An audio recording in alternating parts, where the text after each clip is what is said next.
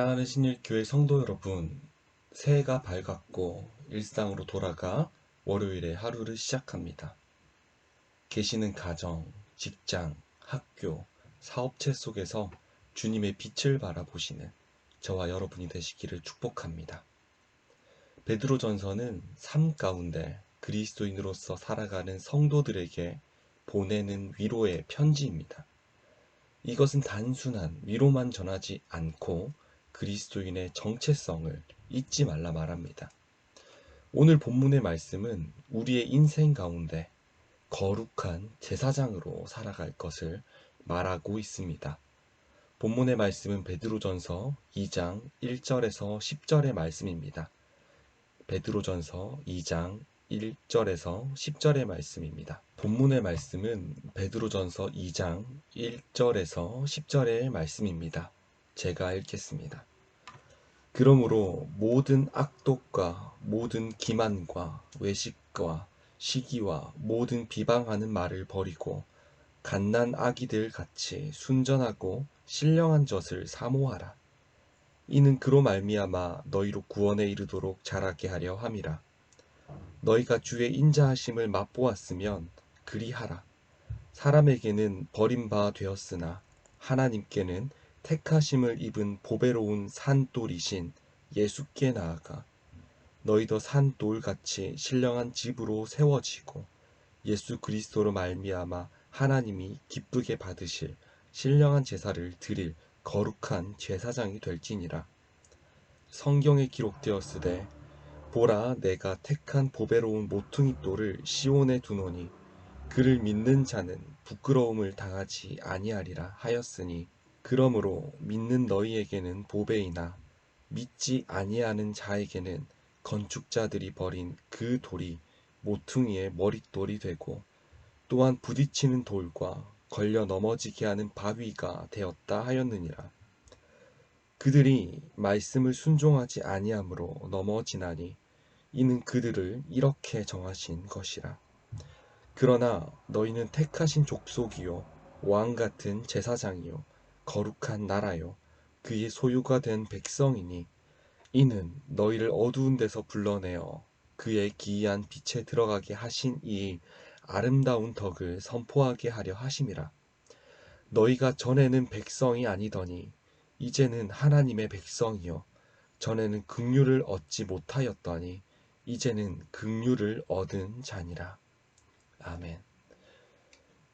먼저 1절에서 3절의 말씀을 함께 보면 베드로는 악한 것을 버리고 신령한 젖을 사모하라 말합니다. 이 말은 아이와 같이 젖을 원하고 찾고 또한 마셔라 라는 말과 같습니다. 우리는 예수님을 믿음으로 이전의 삶 속에서 벗어나 새롭게 태어난 사람입니다. 이전에는 죄 중에 태어나고 자라왔지만 예수님을 믿음으로 말미암아 새롭게 태어났습니다. 새롭게 태어남, 이것은 무슨 말입니까? 아이와 같아졌다. 갓난 아이다 라는 말이죠. 갓난 아이에게는 꼭 필요한 두 가지가 있습니다. 하나는 자신을 보호해 줄 부모가 필요할 것이고, 두 번째는 그의 생명을 지탱할 어머니의 젖이 필요합니다. 그리스도를 믿음으로 우리는 새롭게 태어났습니다. 이전에는 육적인 부모가 우리를 지켜주었지만 이제는 영적인 부모가 필요합니다. 그 영적인 부모는 우리 아버지 하나님이십니다. 우리는 영적인 갓난아기입니다.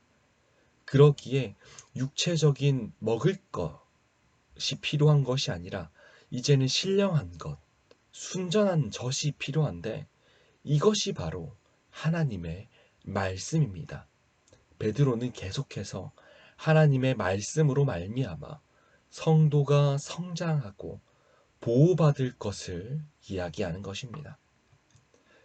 여기서 우리가 놓쳐서는 안 되는 것이 그 젖을 한 번 먹음으로 일생 동안의 모든 양식을 공급받은 것이 아니라는 것입니다. 아이가 어머니의 젖을 한 번 먹고 그 이후로 그 젖을 먹지 않으면 어떻게 됩니까? 그 아이는 말라갈 것입니다. 그리고 정말 정말 배고파하겠죠. 그러다가 그의 생명이 사라질 수도 있는 것입니다. 그러기에 우리가 매일매일 이 젖을 사모하고 찾고 구하고 마시지 않는다면 이 성장은 멈추게 될 것이고, 육으로는 아닐지 모르지만 영적으로는 죽어가며 믿음이 사라질 수도 있습니다. 그러기에 베드로는 신령한 젖을 찾고 먹으며 무럭무럭 자라고 성숙해 가고 또한 온전해질 것을 당부하는 것입니다. 사랑하는 우리 신일교회 성도 여러분, 말씀으로 새해를, 하루를 말씀으로 여시는 우리 사랑하는 신일교회 성도 여러분, 말씀 보시는 것을 멈추지 않고 계속 구하고 찾고 섭취하는 한 해가 되시기를 바랍니다. 주님의 신령한 양식이 우리를 성장시킬 것이고 성숙시키며 우리를 장성한 자에 이르게 할 것입니다. 이후 베드로는 4절에서 10절의 말씀을 통해 새로운 백성이 어떤 정체성으로 살아가는지, 살아가야 하는지를 말합니다. 베드로는 예수님을 살아있는 돌이라 말하며 이 돌을 바라보는 두 가지의 관점을 제시합니다. 첫 번째는 일반 사람들의 반응입니다. 예수 그리스도를 어떻게 생각하냐면 마치 쓸모없는 돌, 값어치 없는 돌이라고 봅니다. 두 번째는 이 돌을 바라보는 하나님의 반응을 말합니다. 사람들이 쓸모없이 보는 이 돌을 하나님께서는 아주 영광스러운 자리에 두신다고 말합니다. 7절에서 8절을 제가 읽겠습니다. 그러므로 믿는 너희에게는 보배이나 믿지 아니하는 자에게는 건축자들이 버린 그 돌이 모퉁이의 머릿돌이 되고 또한 부딪히는 돌과 걸려 넘어지게 하는 바위가 되었다 하였느니라. 그들이 말씀을 순종하지 아니하므로 넘어지나니 이는 그들을 이렇게 정하신 것이라. 건물을 지을 때 가장 중요한 것은 기초를 다지는 것입니다. 그 기초는 기초석을 기반으로 이제 다져지는데, 그런데 믿지 않는 사람들로 표현되는 이 건물 짓는 사람들은 이것이 쓸모없다 말하며 버려버립니다. 그러나 하나님께서는 그 돌을 다르게 사용하신다고 이야기하십니다. 걸려 넘어지게 하는 돌, 길을 막는 큰 돌로 사용하신다 이야기합니다. 베드로의 편지를 받는 사람들은 이 부분에서 큰 위로를 받았을 것입니다. 왜냐하면 이들이 예수를 믿는다는 이유로 핍박과 고난을 당했기 때문입니다. 마치 예수님께서 당하신 것처럼 말입니다. 세상 사람들이 그 모퉁이 돌을 버린 것처럼 그리스도를, 하나님의 말씀을 버렸지만 하나님께서 그 돌을 영광의 자리로 올려주신 것처럼 마찬가지로 고난을 당하고 버림을 받고 무시를 당하지만 하나님께서 영광의 자리로 올려주신다는 확신을 가지고 위로와 소망을 갖게 되었을 것입니다. 사랑하는 신일교회 성도 여러분, 하나님께서 삶 속의 고난들을 잊지 않으시고 삶 속에서 하루하루 속에서 거룩한 산 제물로 우리를 드리기를 작정한 성도를 영광의 자리로 올려주실 것을 믿으시기 바랍니다. 영광의 자리로 옮겨주실 것을 굳건히 믿으시기를 바랍니다. 요즘에는 비대면으로 예배를 진행하고 또 교회로부터 확산되었다라는 언론 보도를 접할 때가 되면 참 예수님 믿는 것이 쉽지 않구나라는 생각이 듭니다. 코로나19로 예수님을 믿는 것이, 그것을 말한다는 것이, 전도한다는 것이 참 많이 부끄러울 수도 있겠다. 그런 상황이다. 라는 생각이 듭니다. 하지만 중요한 것은 세상 사람들에게 교회가, 그리스도인이, 하나님의 말씀이 버려지는 것일지도 모르겠지만 하나님이 바라보실 때 가장 소중하고 가장 중요한 돌인 것입니다.